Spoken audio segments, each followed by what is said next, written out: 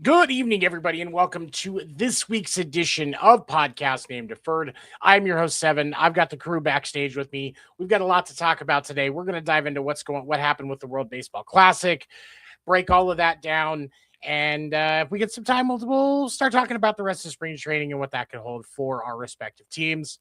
First, let me bring everybody in as we get started today. First, he is the sexiest man in Santa Clarita. He's written books on how to bet women. His name is Craig. What's up? Good evening.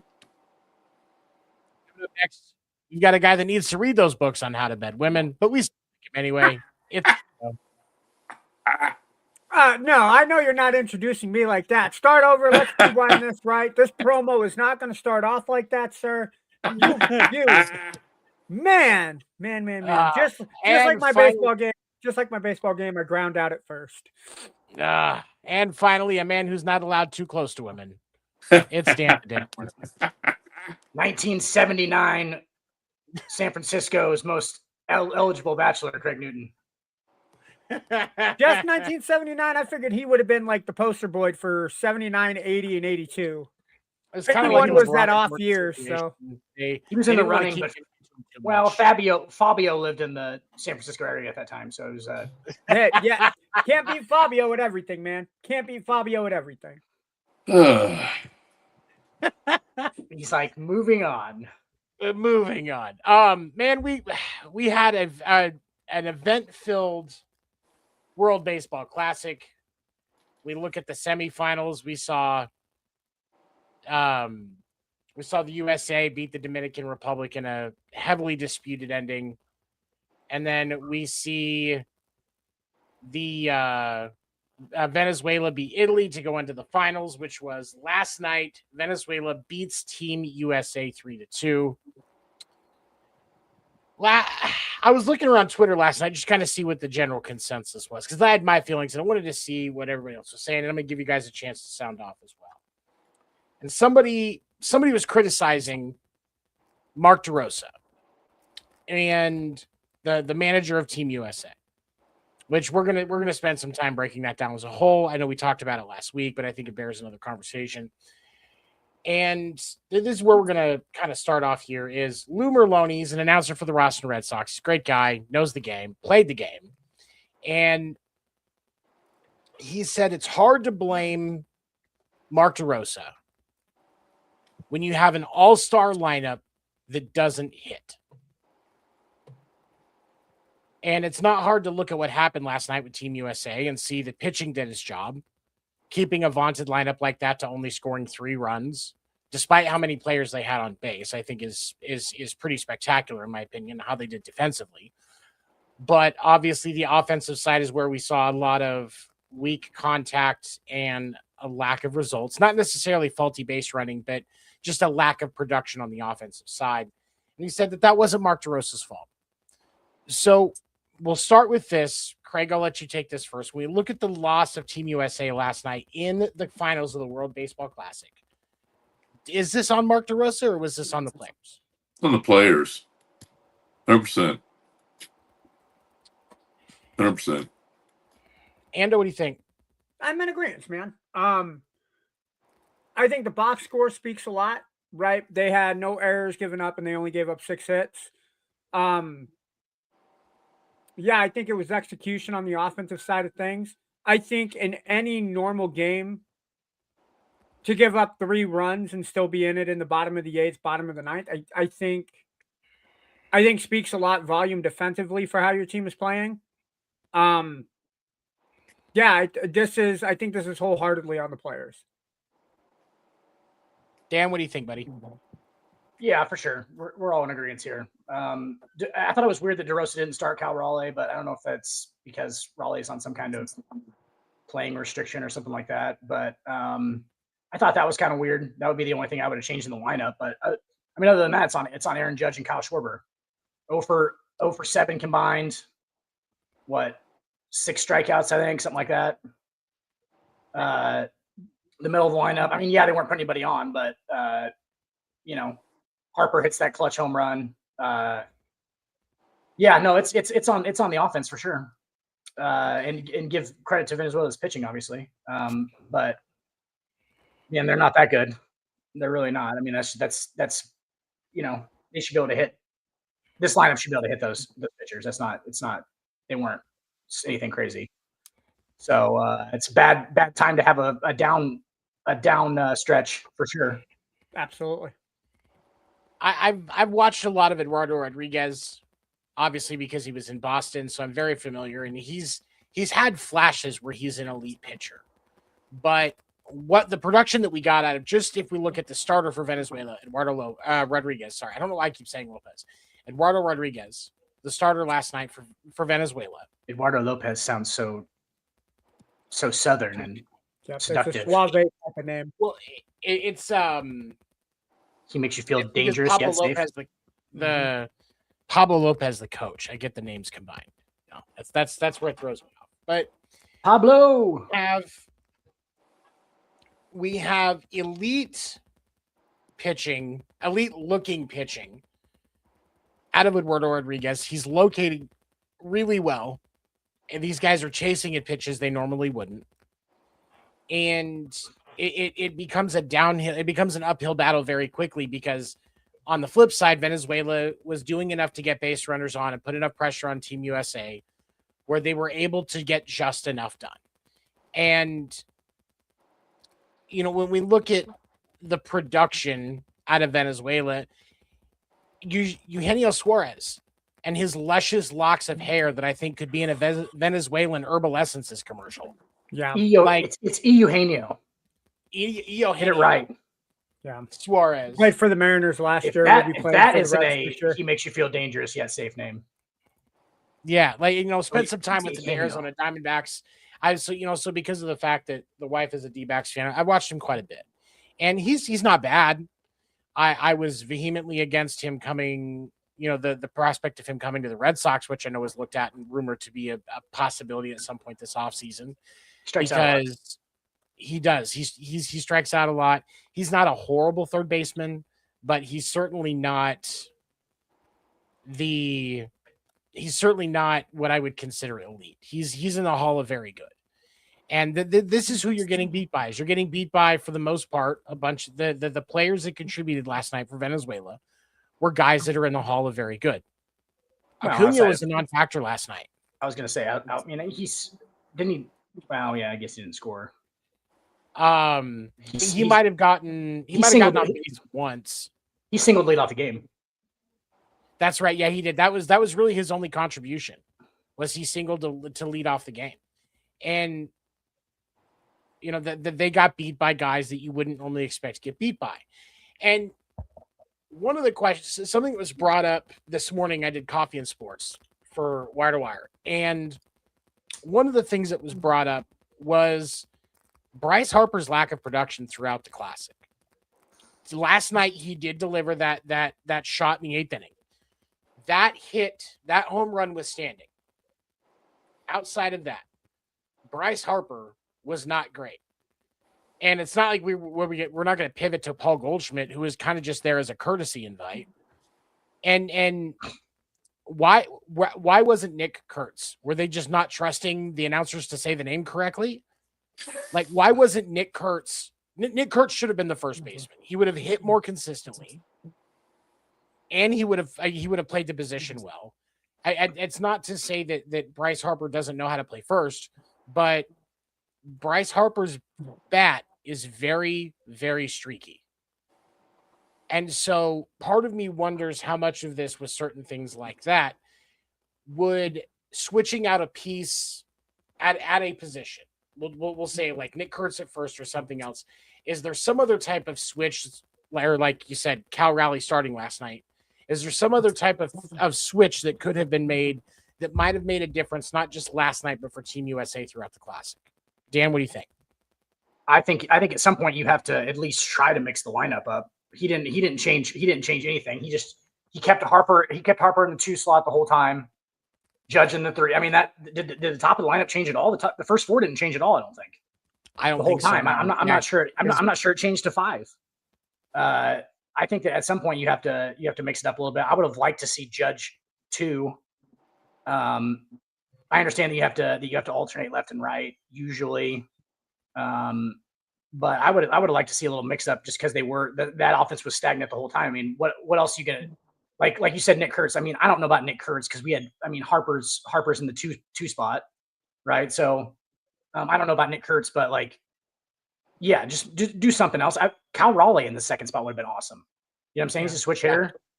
Like anything to mix it up a little bit because they were obviously stagnant on offense. So that's what I would have done for sure. But like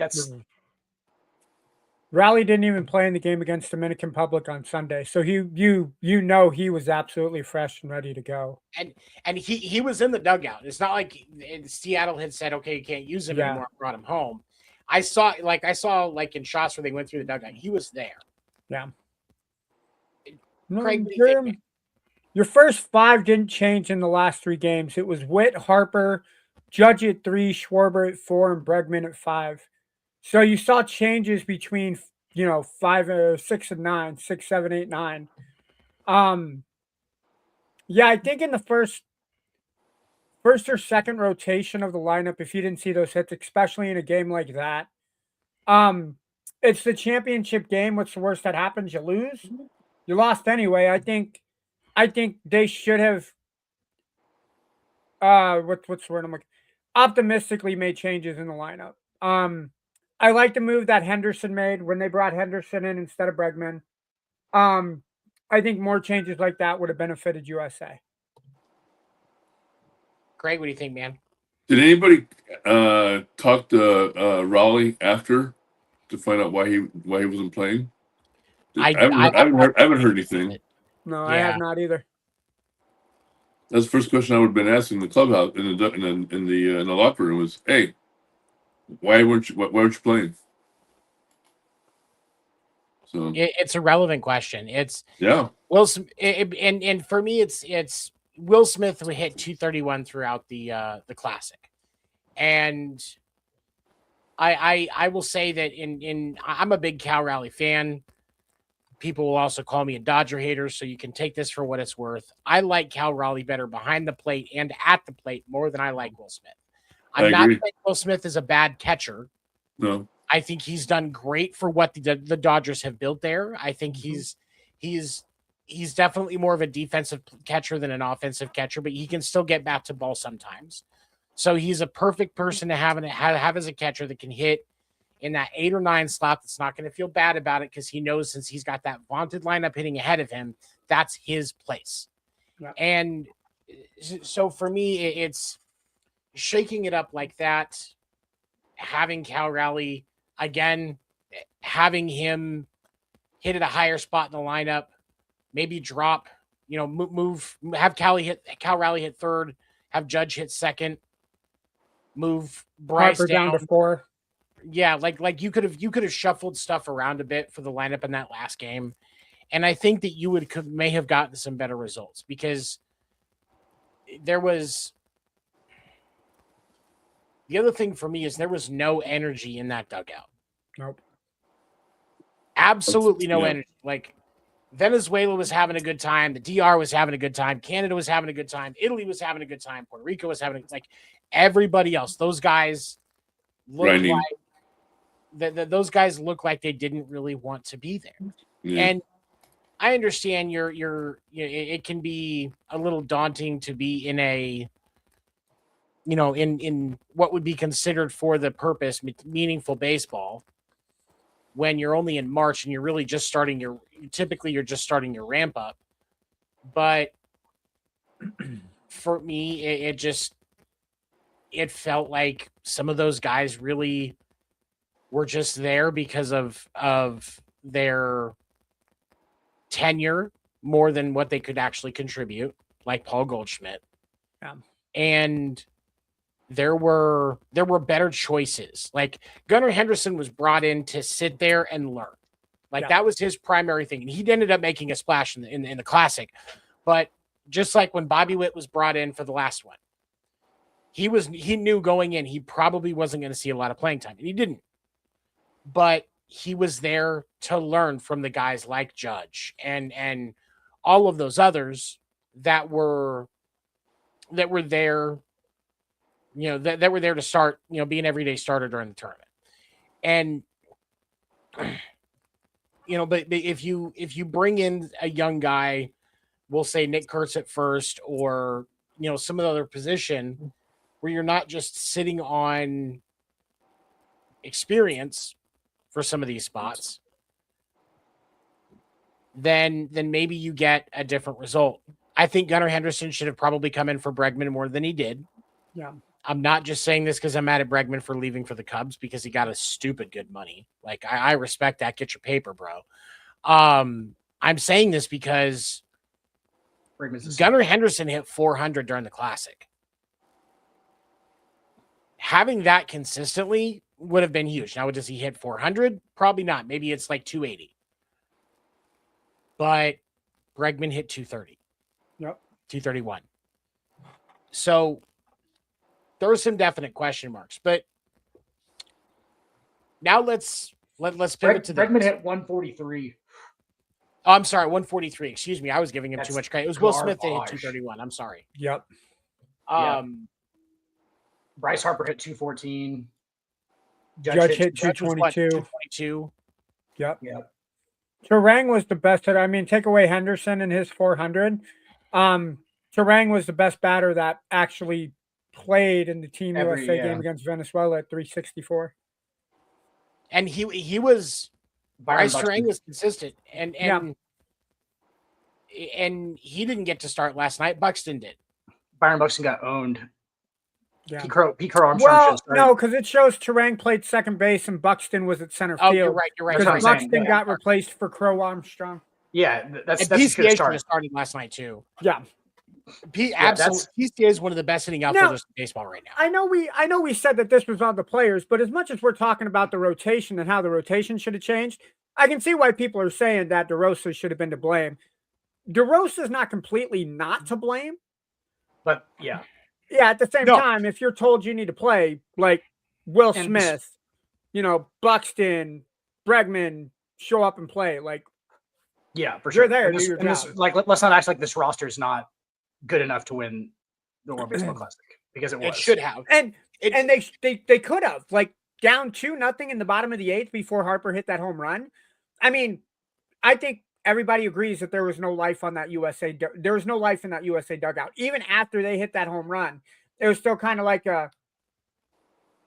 Also, if this is like 1973 World Baseball Classic, if there was one, we're throwing Nolan Ryan all 3 starts. Okay, he's going the distance all 3 games, and we win the World Baseball Classic. So let's not act like on the other side of this. Why are we starting? I understand that. What's his name? He's the dude who started last night, McLean. He's Athletic. What was it? I don't even know what team. I think he's in Oakland A. But I think you're right. Yeah, but like, dude's got good stuff. I get it, but like, is that comparable to Tarek Skubal coming back out after? You know what I'm saying? Like, I understand that he was only. Oh, okay. All right. Yeah, I understand the Tigers are like there's team restrictions to this whole thing. Like DeRosa didn't have an easy job. Let's just say that.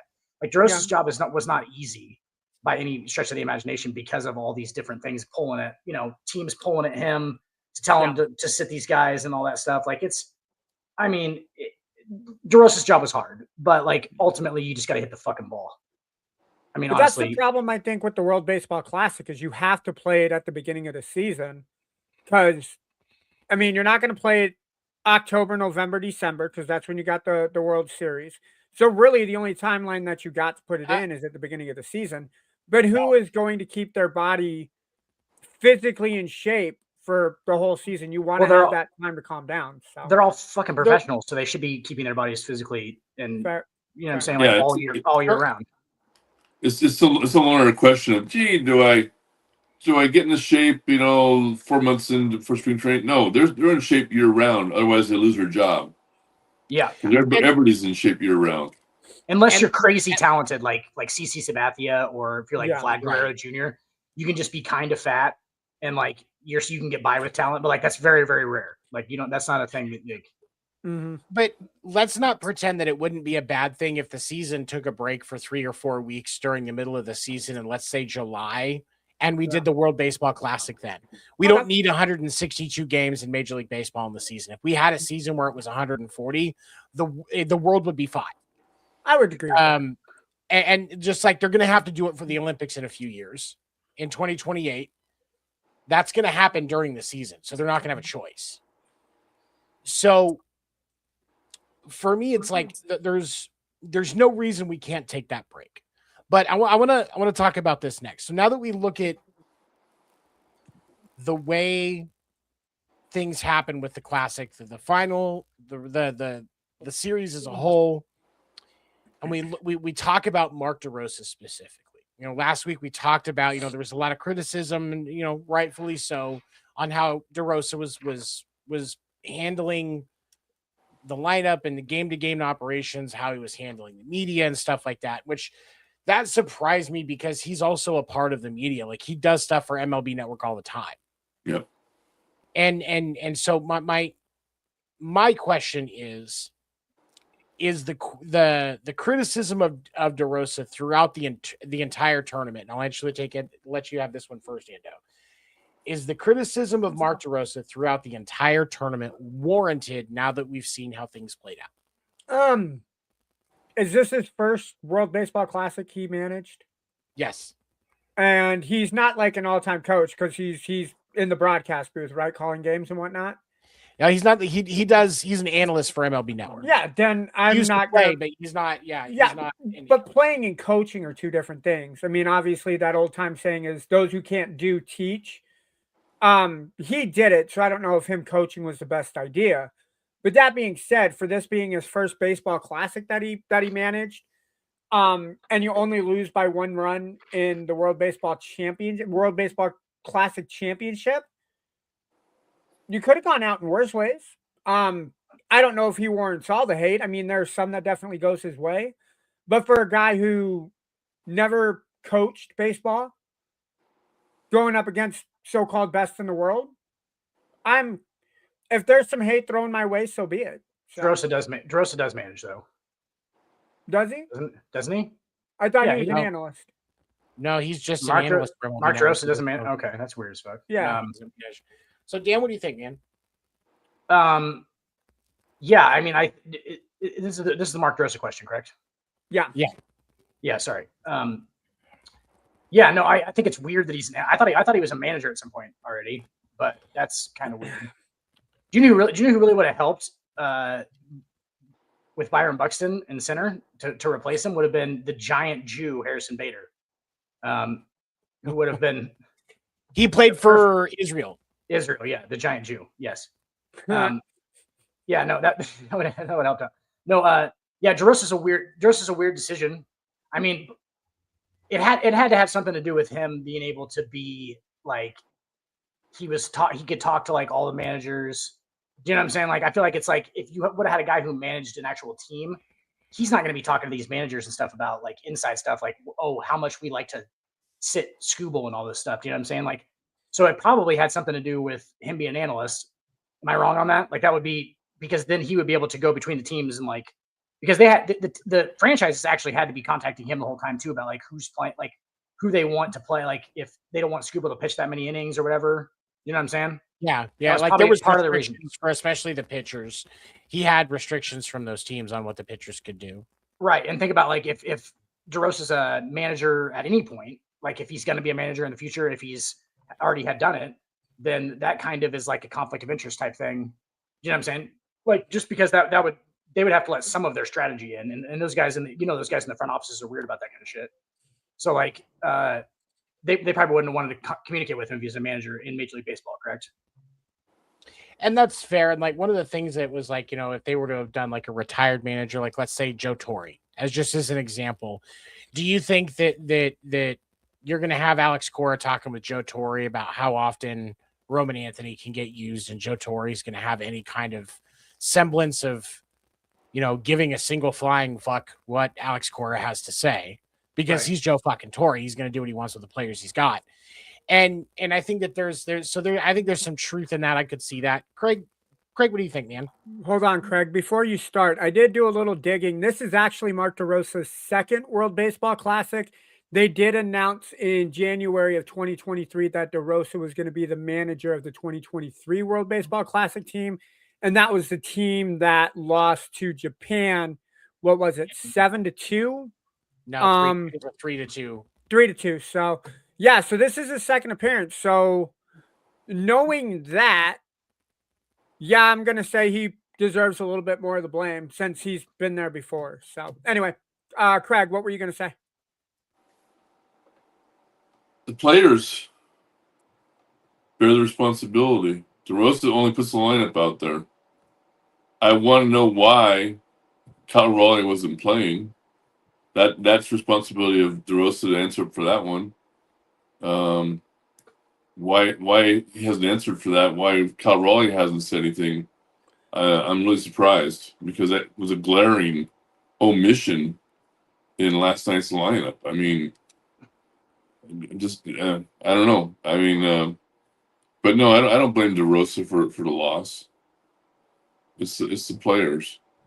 I don't care if it's his first or his 13th. I mean, when La Russa loses the World Series, when Joe Torre lost World Series, I mean, was it his fault or was it the players' fault? So, according to Google, Cal Raleigh did not play for Team USA in their recent World Baseball Classic matchup. Sorry, because of his poor offensive performance. It says DeRosa replaced him with Dodgers catcher Will Smith to utilize a quote hotter bat for a must-win game. So that was a Okay. Manager's decision DMP. Okay. Which is, I mean, then doesn't that kind of put it on DeRosa a little bit more? How Raleigh was over does put it on DeRosa, because and especially last night, like you get through 2 at bats with Will Smith. Like let's say he has Will Smith start for that reason. Okay, I'll entertain that. The manager can make that call. That's their job. But after the second at bat where Will Smith just didn't do anything, and he did not look good at the plate last night. He did not look comfortable the entire time. I at that point, you lose nothing by switching him and Will Smith out. Agree. Yeah. That should have been made there for sure. Yep. I think that's like to me, that's the reasonable spot in the championship situation. It's not like you're playing a 7-game series where you have a little bit more wiggle room to kind of feel things out and see what you can do. This is you're not playing to protect a guy's contract either. I mean, you're not trying to protect Will Smith's contract or his numbers or whatever. So yeah, that's excellent point. Yeah, Raleigh should have gone in. If not to start at some point. The only moves that DeRosa made were first he pinch hit PCA for Byron Buxton. Yep. Good decision, probably. And then he went Gunnar Henderson for Bregman there against the righty. Right. Yep. Yeah. So that's the only 2 moves he makes the whole time. When it's clearly stagnant, right? Like in there, you know what I'm saying? Clearly stagnant, nobody's hitting. Like you got to make some kind of change. The starting Gunnar Henderson in the Dominican Republic game that made sense because Gunnar Henderson had a lot of experience against Severino and ate him up. Like before going into that game, he was 7 for 9 versus Luis Severino. I'm going to start that kid too in that scenario. So Yeah. like, and there was actually like when you look at the DR lineup, like there was a couple of sound decisions that were made. And so, like for me, my question is why didn't that deep of thought stay throughout the entire championship game? Because there could have been adjustments. There could have been, different things done. Whether it was you have Harper DH and somebody playing first, you put Henderson on first and Bregman at third, or whatever you end up doing. I think that there should have been more adjustment to the lineup and what was the on-field product, because it left a lot to be desired.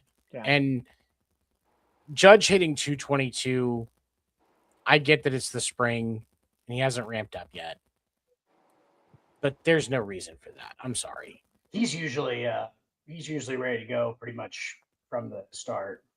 Exactly. And this isn't a Red Sox fan throwing, hey, this is Aaron Judge has set a standard for us as far as what he's going to perform at.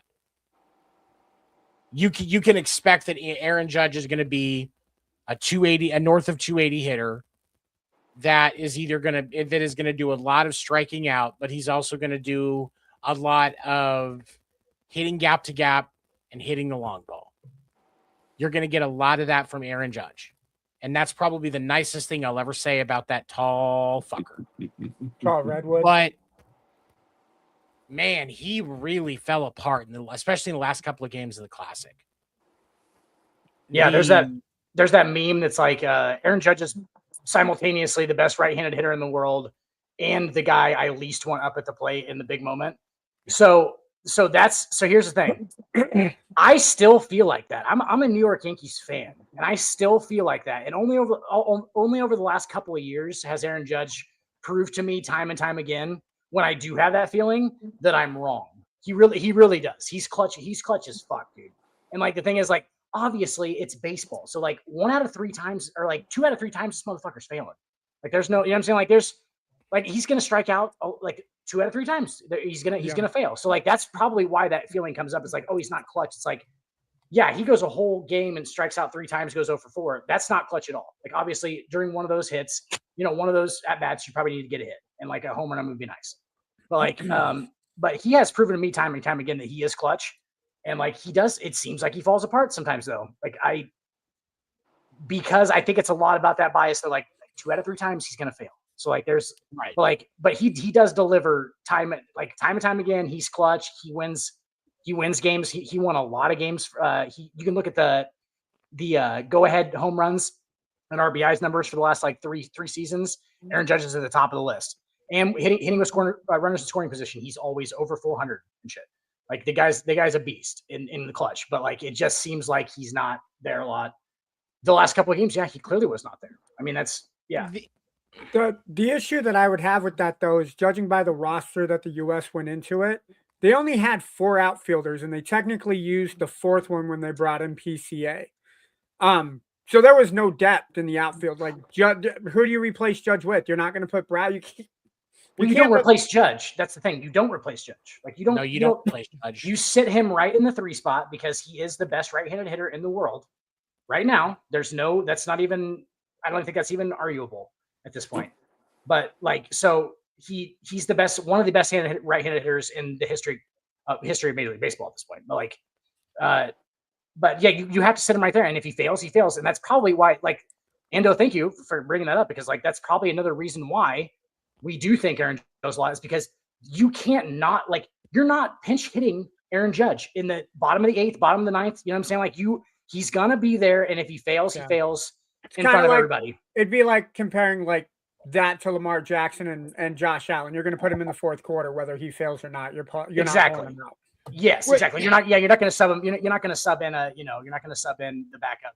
Yeah, Andy Dalton for Josh Allen. Exactly. And you're going to live or die. You're going to live or die with what he does, because he's you know what I'm saying? Like that's And I think that's probably, and thank you for bringing that up, Andrew, for real, because like that's a really good point. Because like, Yeah. that is what it is. It's like he's gonna be there regardless. Yeah. Like, we're not just gonna like sub this guy out and be like, okay, let's pinch hit for him. Like, not gonna happen. That would be worse than like unless that guy homers, it's the best move of all time. You're fucked on that move because like, Yeah. okay. Yeah. That, like, for me, but I don't think it would have necessarily been bad to have some outfield depth.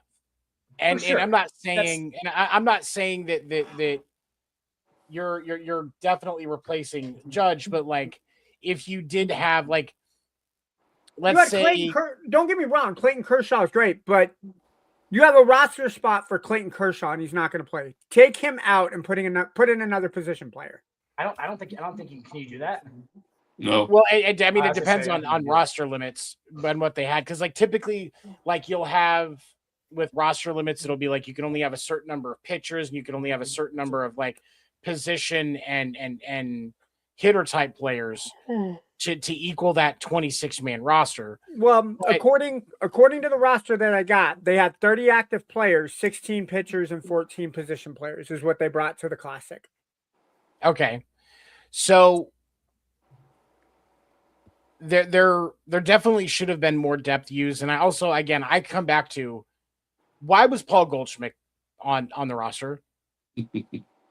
For defense. Why was Paul Goldschmidt on the roster? Like he is so old. And Bryce Harper's also injury prone. And Bryce Harper's injury prone. Last night, Paul Goldschmidt was just walking around dugout, didn't even have his hat on. And you could see the fact that his hairline has receded back almost as far as his career has gone. Bro, no, he's full gray, dude. He's full gray.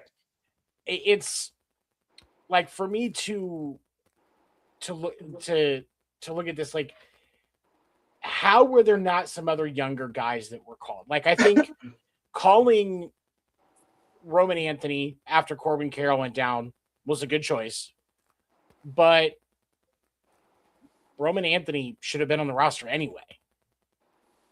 Nick Kurtz should have been on that roster.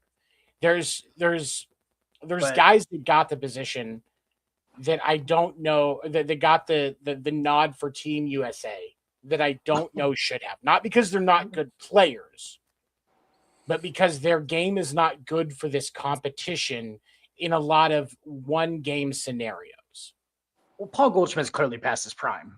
But, I mean, that's like, but at the same time, like, look, we're getting dangerously close again to acting like this roster couldn't have won a WBC. You know what I'm saying?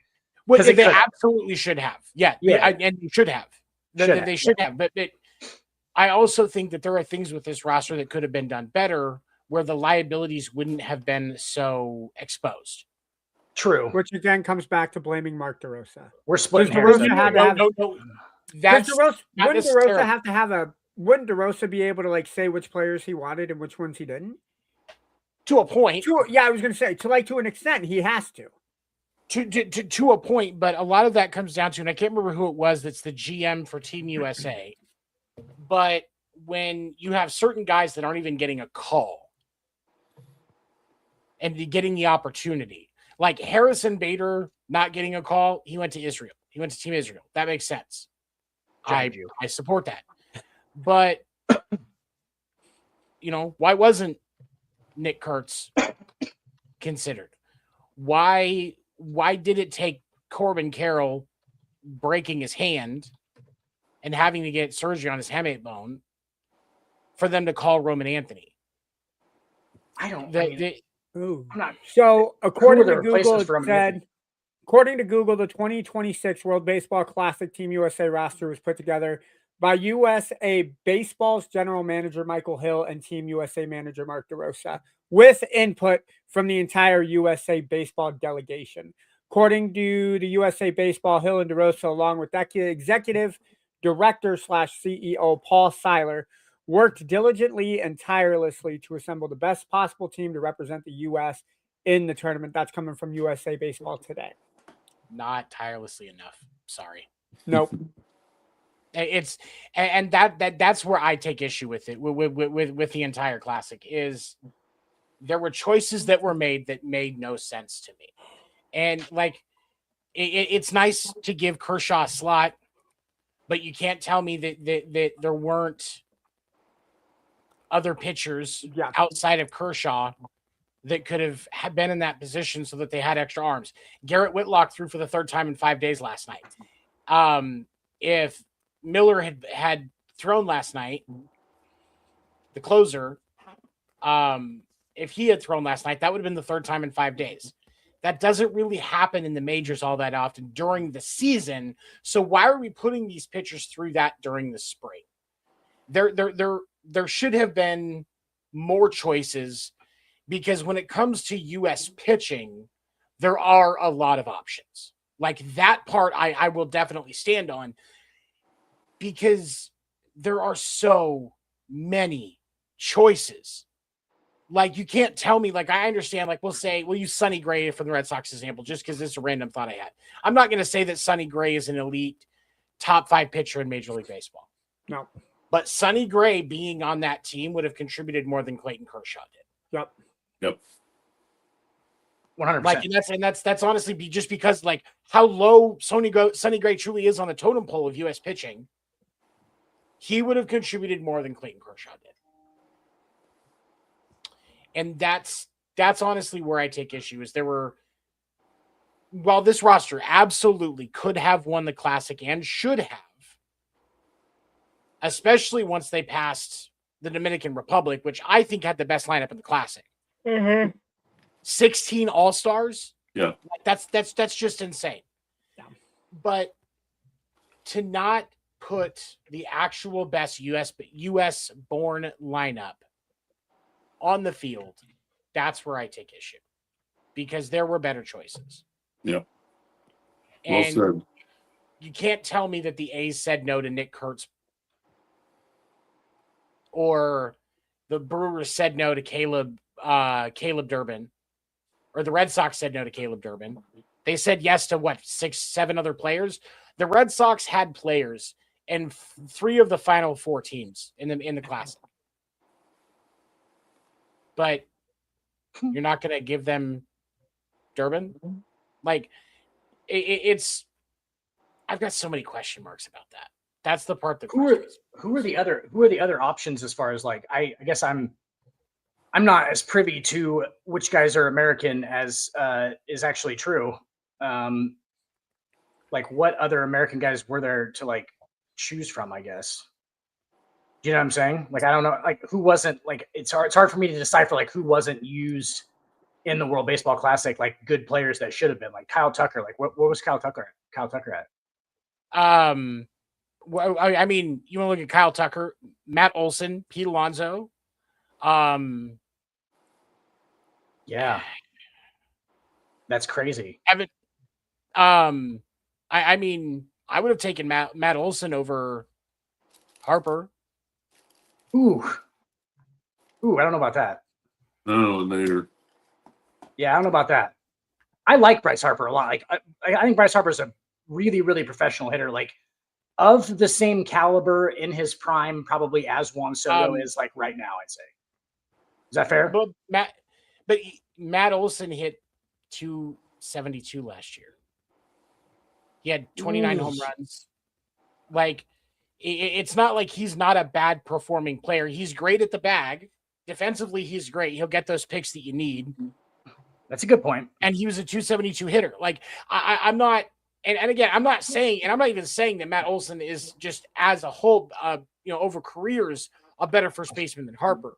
But Matt Olson's game is better suited for this type of environment. Whereas Bryce Harper, you want him in a 7-game series. That I won't dispute. I would want Bryce Harper in a 7-game series. Yeah. I want a little bit younger Bryce. Harper in a 7-game. Yeah, like early 30s Bryce Harper. Late 20s. I mean, he's still kind of early 20s or early 30s, but, like, I think he's like, I thought he was like 35, 36, something like that. Bryce Harper? I think he's 34. Yeah. Wikipedia to the rescue. Here we go. Get that for me, Endo. Of course. Endo, can you bring that up? That's what I start doing all the time. Endo, can you bring that up?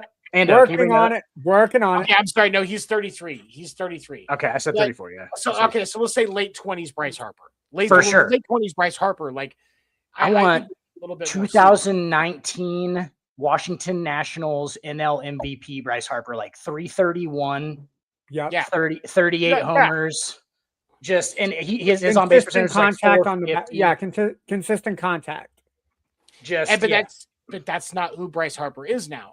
So having somebody like Nick Kurtz, like Matt Olson, like some of those other guys, like I'm not saying like Rowdy Tellez or Evan White or any of those guys, but like but like just there were better options. I feel like that because that thing about their game being built around the style, like you could watch Bobby Witt Jr.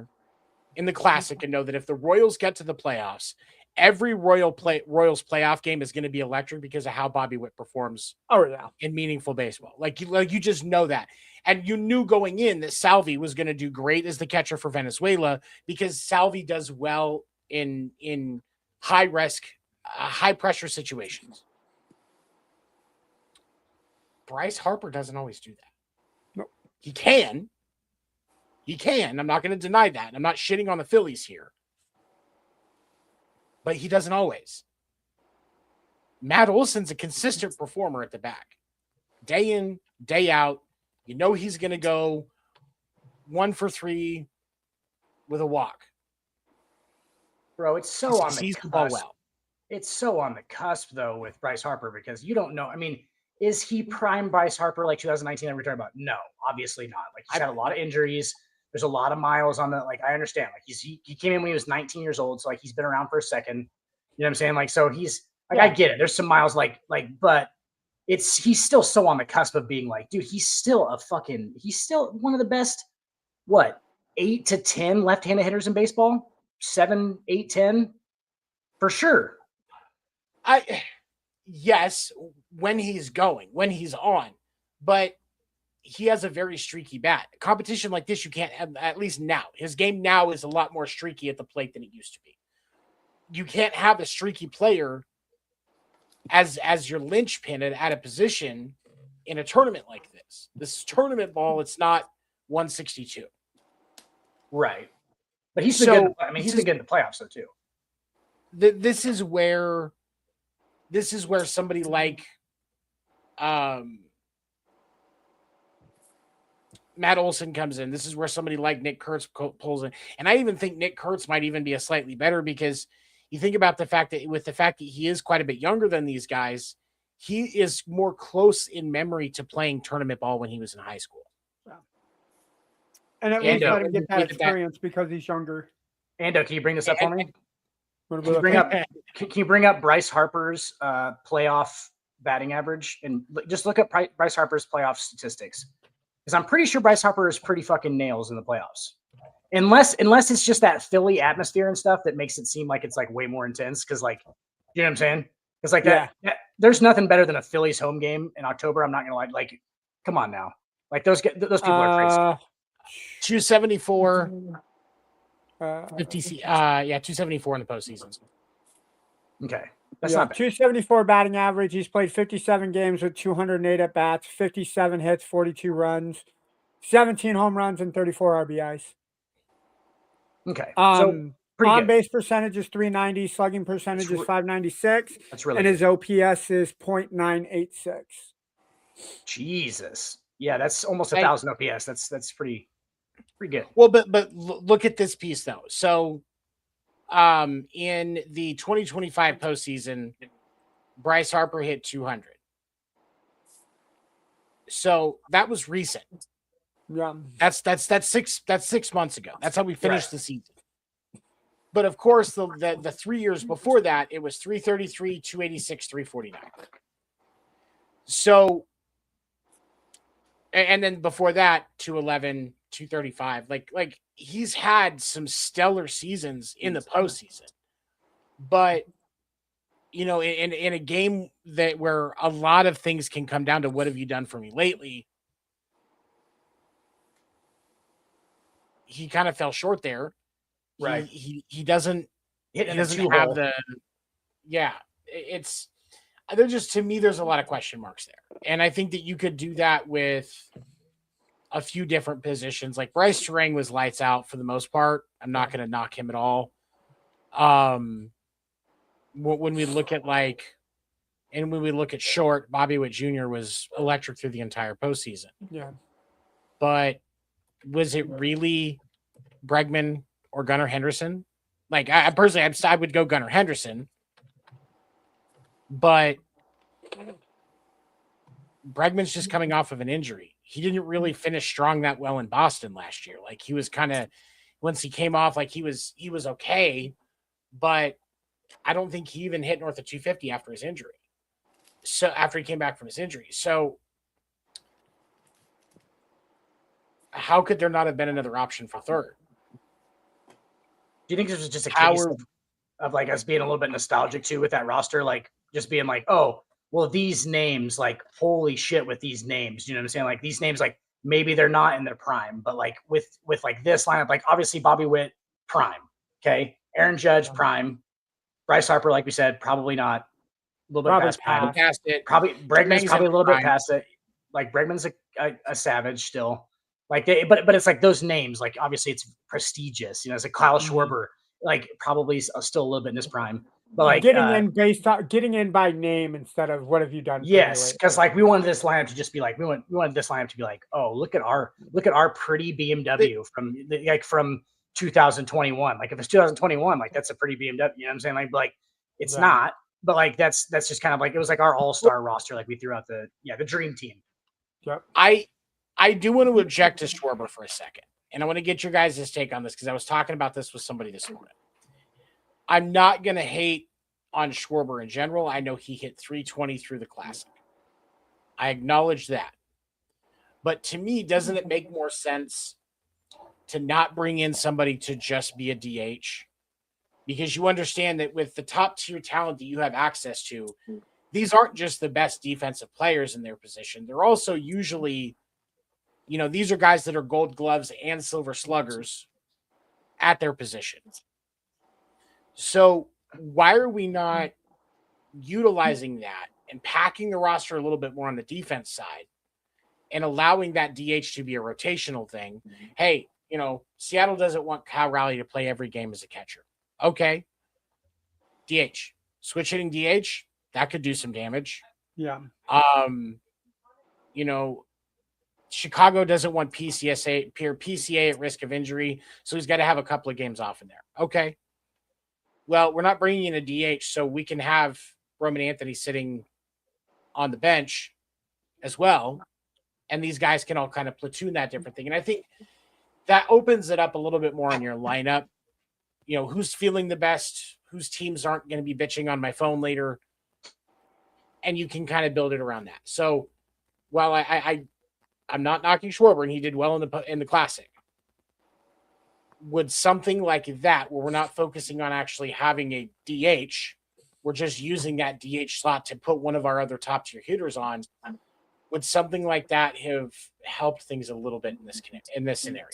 I don't think our defense was bad in the World Baseball Classic. I don't think we had any errors during the Baseball Classic. And with the exception of, what was it, the Italy game where we lost 8-6? And that was just more of Italy's bats getting in the right place at the right time. I thought defensively we played well. I can see adding on another bat to do the rotating of the DH, but I think defensively our team was fine. I don't know if I would have changed anybody out defensively. I thought we played good as a defensive unit. So last week on the show, I got roasted by El Presidente about Aaron Judge's throwing arm. And he said, he actually said in the comments that he couldn't throw.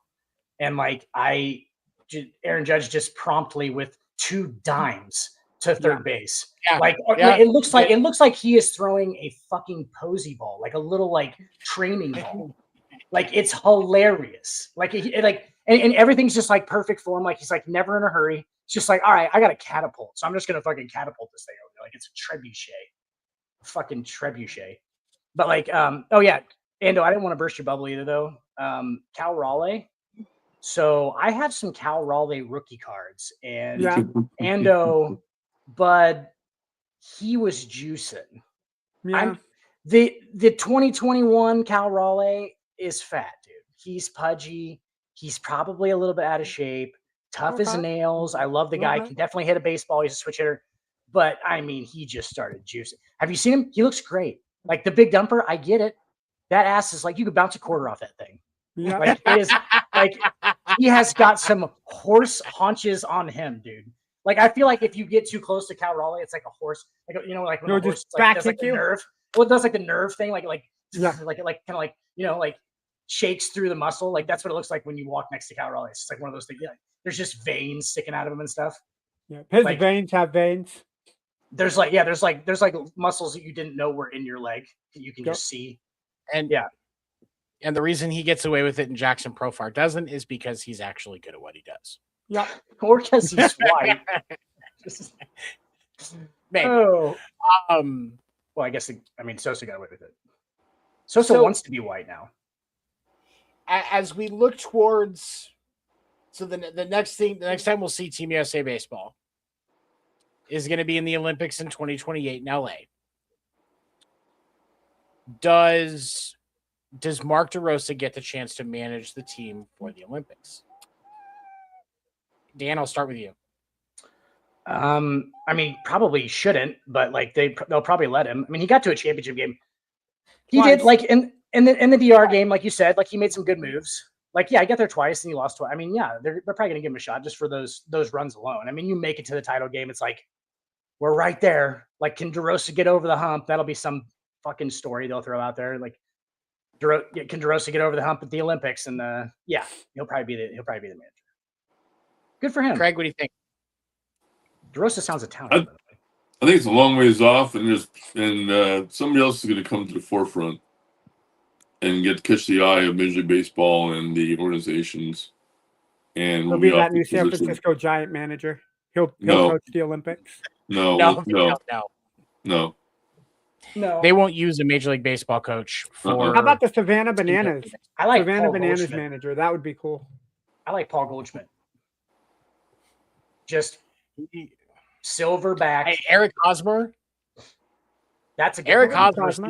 Hosmer sees the game the way a lot of people don't. Like I have a lot of respect for Eric Hosmer. I've seen him talk baseball quite a bit. I've seen him play quite a bit.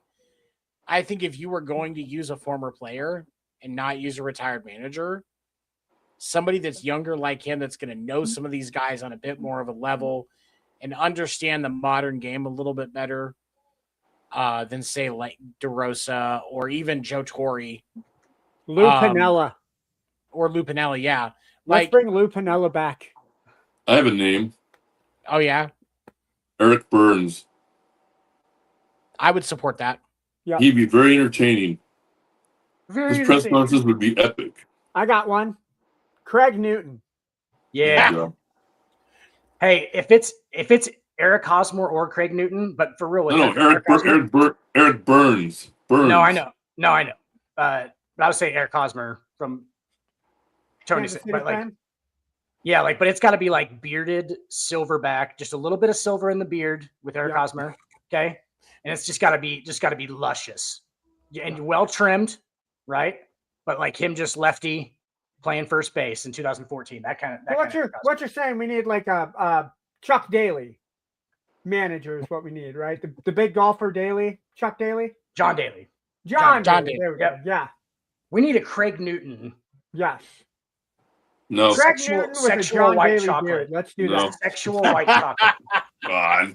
We I need can see Craig 1979. Craig Newton with that John Daly beard and the cigarette sticking out of his mouth. That's perfect. Heavy first edit rule- of this show. Heavy edit My- of this show. My first rule of the World Baseball Classic is smoking is allowed in the dugout again. Let's go hit some fucking homers. Craig was actually the Marlboro Man from 1977 to 1970. All the more reason. All the more reason. Okay, so interesting question here in the chat. Could the top AAA prospects in college starts win the World Baseball Classic? No. No. What? No. Not as long as Major League Baseball players are in it. Yeah. Big I mean- jump from AAA to Major League Baseball. Yeah. They Sure. would- Craig would know. they would make a good probably run. They would be able to compete for sure, I would think, but like not I don't think they make it out of group play. Like there would be some interesting games in group play, but I don't think you make it out of group play. Maybe Great Britain level. Yeah. Great Britain level. There you go. Yeah, that's fair. You're not gonna get out of pool play, but you'll do better than like Israel, or Czechia. I really want to go to a cricket match for some reason. I don't know why. Like Great Britain and like here's another long and confusing game of cricket where there's guys wearing helmets that look like they shouldn't be wearing helmets, and the guys who are not wearing helmets should probably wear helmets because those balls are coming at him at a 94 miles an hour. He's like, oh, and he hit it out of 94 kilometers an hour. He hit it out of the stadium. I forgot. It's kilometers because we're not playing in the goddamn U.S. Fucking Americans. And Reed, thank you for coming in. We appreciate you stopping through. Sorry, you had your Ando's British impression or British My bad accent. I'll be sure to put myself in timeout next week. I'm just kidding. Next week on Downton Abbey. Will Ando make another terrible pun for baseball jokes? Find out in the dugout. Downton Ando. Oh, next week on Downton Ando.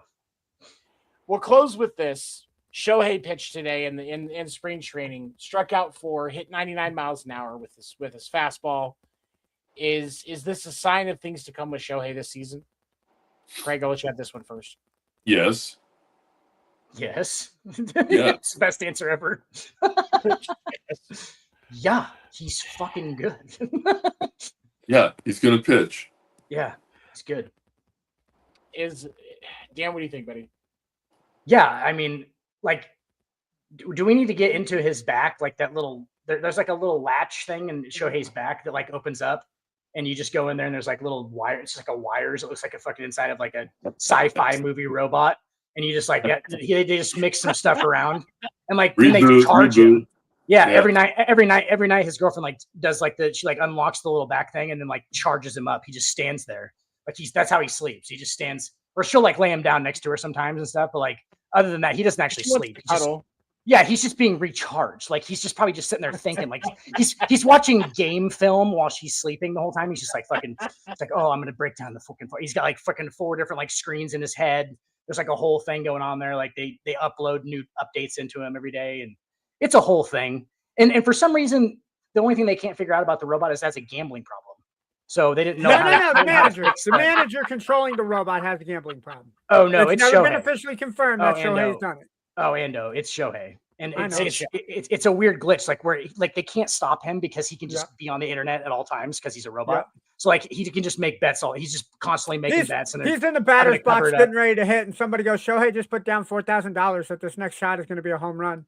Bro, and he's just on some weird stuff too, because like he'll be on like a cricket match from like like the Philippines or something, and be like, oh yeah, this cricket match is -1.5, and he'll be there's an earthquake going on in Hong Kong. Why did Shohei just put $4,000 on an earthquake happening in Hong Kong? Yes, it's weird. And he's sitting there in the batter's box like, yeah, he's lefty though, but he probably could switch it. And he always has that same look on his face. He's just it's like that robot that they showed how to hit the golf ball every time and just like fucking hits the golf ball perfectly. Like that's just Shohei. Like just as a bat. You just put him in there and just walks up. And you have to remember, in the Japanese culture, facial expressions are bad. You have to just have complete resting face the entire time. Right. So that's why it worked out nice. Yeah. So that's why I don't get any. That's why I don't get any Asians like Will does. Got it? Because I show emotion on my face. Gotta be expressionless. It's stoic. Your face ages, and it's dishonorable to show emotion. In a lot of Asians. I'm getting old, 7. I can't help it. You practice baseball, Shohei. Oh, he's not going to HR for saying a Japanese like impersonation like that, but I get in trouble when I do. You know what? Fuck this. That was a dude from New Jersey. Okay, if you say so. I don't believe you, but all right. Okay, I'm all right. Hey, Tony, you actually encouraged this about halfway. I did. This is my own fault. For those listening, I apologize. That's on me. Never apologize, 7. That's who we are. Go ahead. Any thoughts on the poor sportsmanship last night? What? Which Fucking part? do better. Fucking do better. Go out there and shake their goddamn hand, boys. It's well, not just that, but like Schwarber had his medal off from around his neck before he even got to the clubhouse. Yeah, No, that's that's not bullshit. Okay. Yeah. It's What, the silver? yeah. There was a lot of guys, and like, I mean, don't get me wrong, I would get irritated if Rob Manfred was that close to me as well, and I couldn't punch him in the throat. But at the same time, you just won silver for your country. Yeah. You Keep the damn thing on to get the clubhouse.